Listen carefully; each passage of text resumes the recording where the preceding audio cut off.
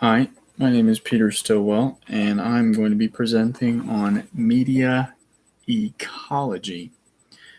And the basis of the theory is that media, or the medium with which information or communication is passed between individuals, dictates the outcome of the message or how the message is perceived, or basically the medium creates the environment in which communication is used, and thus creates the environment as a whole. So, in today's world, this theory was created by Marshall McLuhan, and there's a little bit of controversy around it because there is not a ton of scientific evidence backed by his theory. It's claimed to be a interpretive theory instead of a scientifically based one. But I think that there are some good takeaways from it, even though it may not be the most rooted in evidence. But McLuhan gives us in 4 periods is how he divides his evaluation of media throughout history. And those 4 periods are divided into the tribal age, a literate age, a print age, and an electronic age. Now he divides it as such. So the tribal age is more of an acoustic setting. So it's all based on your senses, your visual, your hearing, taste, sight, and as words and the printed word was became more widely used as people became literate, we moved into a literate age, which McLuhan argues that when you're in an acoustic age, you are required to use all 5 senses. But when you enter into the literate age, you no longer have to use all of those senses to gain the information that you would have gained, or to gain the information that you are trying to access. Rather, if you were in the acoustic age, because you can just read it. You don't have to talk to individuals. You don't have to listen to them. You can just sit by yourself and read the information that you need. And this moves into the print age, where it's a mass production of text and books and information spread all over the world. So you have information at your fingertips. And now it moves into the electronic age, which is laptops, computers, all of those things, where you have it even more accessible information and a less of a need to talk to individuals for whatever you may need. And now in today's world, we're in the digital age, which is even more than the electronic age because it's all wireless based. We have cell phones. We've got computers at our fingertips, right?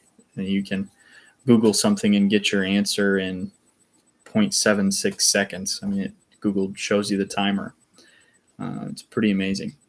But all of that to be said, it does not foster an environment that encourages good communication.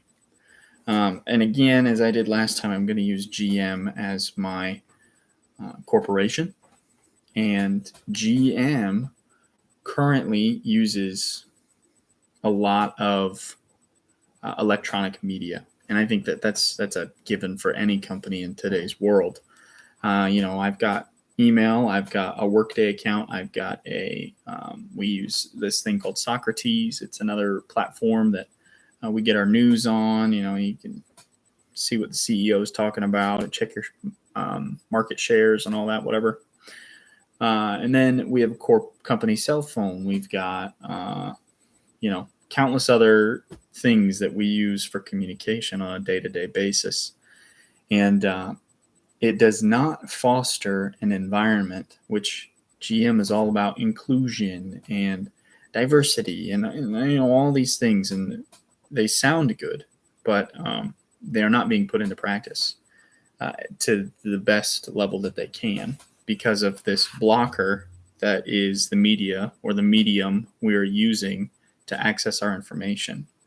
It is so much easier when you have an issue to grab your phone, text an individual to get the information you need to resolve the problem you have. Whereas 50 years ago, you had to get up from your desk, walk over to the individual that you needed to speak with, have a conversation with them, talk with them, listen to what they're saying, process the information, and then go and do whatever you need to do to get the job done. So in that scenario, you are creating relationships all the time by having actual physical conversations with individuals in order to accomplish goals. Whereas in today's world, we use Teams, Microsoft Teams, and you're on a video chat and nobody uses their cameras, right? People are sending thumbs up and smiley faces to say, yep, I understand what you're saying. We use cell phones to text. We use email to, mass produce information to the company, so on and so forth, right? And I'm not saying that all these things are bad. I think that they are very good and they work wonders for a global corporation like GM when you need to get information out to your people at a large in a large scale manner. But on the flip side, it does not create good community.